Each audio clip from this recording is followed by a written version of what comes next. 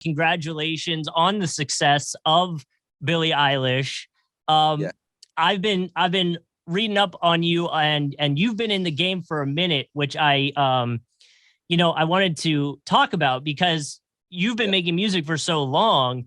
Yeah. And then this song blows up. So for a lot of people, you are a quote unquote new artist, but you're not actually a new artist. So how are you navigating that when talking to people?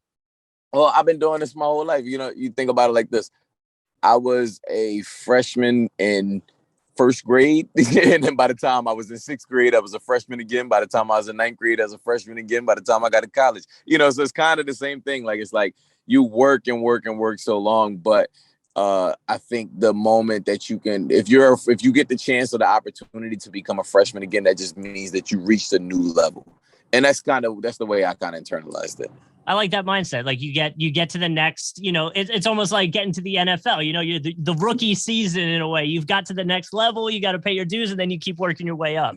Exactly. So I'm blessed. I feel good about it. That's so cool. And the fun part about being a freshman is everything's new. You get so many new opportunities and experiences. Yeah. So what has been like the most memorable, fun experience that you've had in like the last, year or so since Billie Eilish has blown up?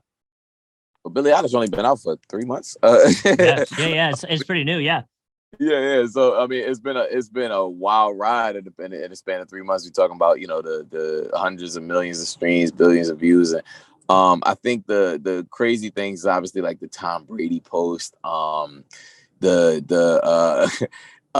newest big thing is the Billboard chart. I became Billboard Blanco this week. That was really big for me. That's awesome. And it's really cool because I'm the only rapper in my family. Like, I don't come from a lineage of rappers. So me trying to explain to my family why the things I'm doing is so important is like, it's hilarious. They have no idea what any of this stuff means.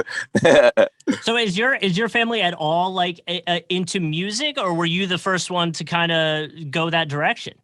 No, my family's super musically inclined. So like my all the way from like my great grandpa, they all used to play horn instruments in church. So like they a lot of them play trombones, a lot of them play trumpet.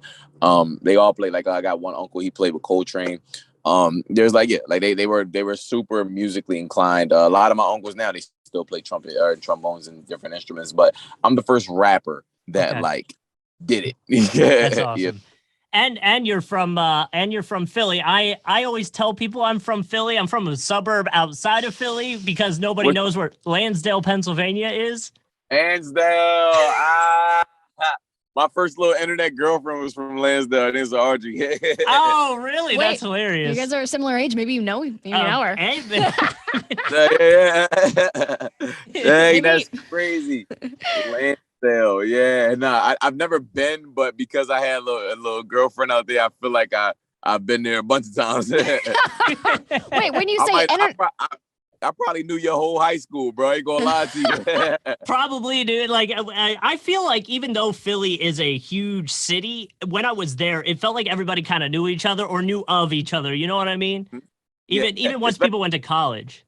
Yeah, and especially in the artist world, like, it's only like a few of us as far as rappers that are like kind of like that have cracked the surface. And so like all of us are, if not friends, we just like when we see each other, it's like, hey, because you even being in Lansdale, it's like it's close enough proximity that how hard it is to get out of Philadelphia. It's a challenge.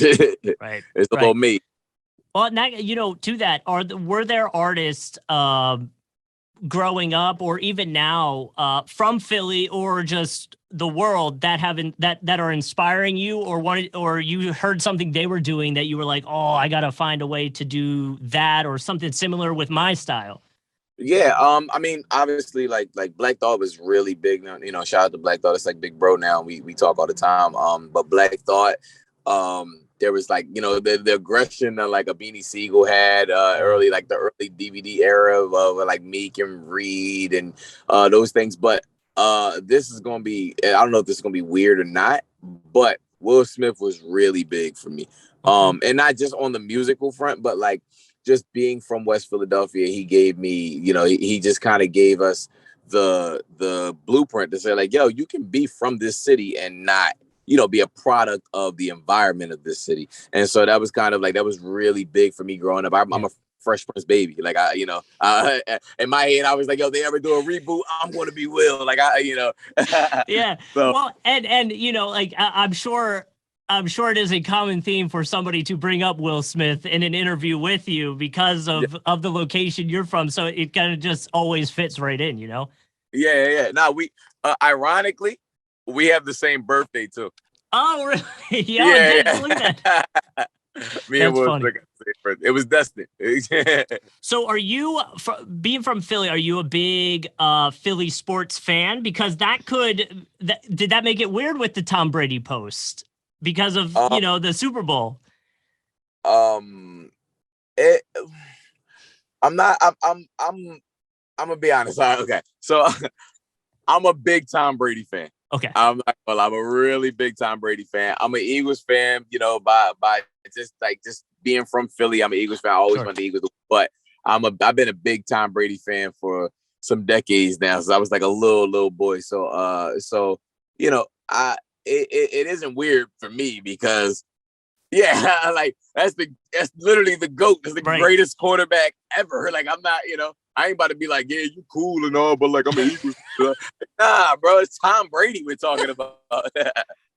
Yeah, we gotta get him a verse on. You have a new song out called Goaded.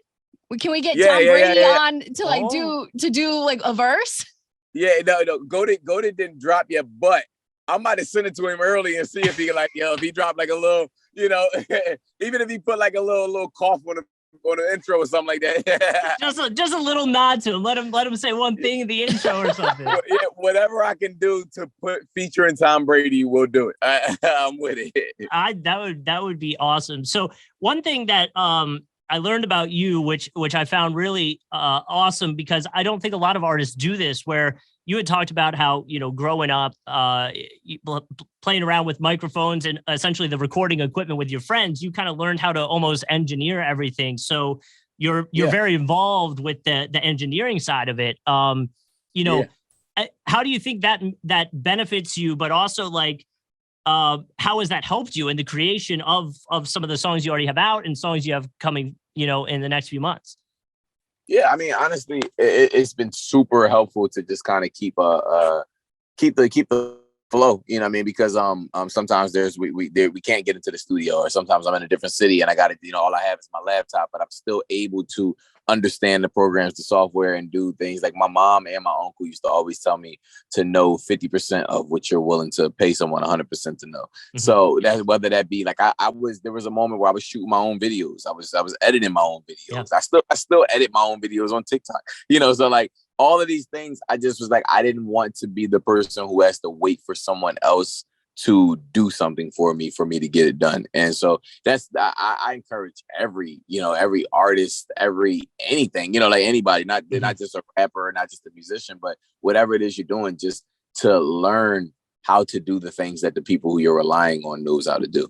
Right. And so, to that, even from, like you were saying, you edit your own videos, that can go into your thought process of like how you want to essentially start the marketing of a song, which is kind of the way you approached Billie Eilish. And was it almost like Vindication when you saw it pop off like immediately? Like you're like, see, I knew it would do this, and now we're seeing it do this. Man, I've been it's one of those things where so I didn't grow up. When I grew up, I was, my mom, my mom, she was like a super by the book. She has like 3 degrees. She also went to the military. Like she was like, yo, this is how you succeed in life. And I was like, or I could just run in the sand until it becomes a path. Like, I can follow my dreams. And so I've always been that person for me. I've always been that really big cheerleader for me. In the back of my head, I was always like, I'm the biggest thing in the world. Like I don't know why no one else doesn't see this. Like, what are you talking about? So it did feel like Vindication. It feels good to finally be regarded and treated by other people the same way you treat yourself in your head. Sure. But you're like, no, like I'm great. Trust me, guys.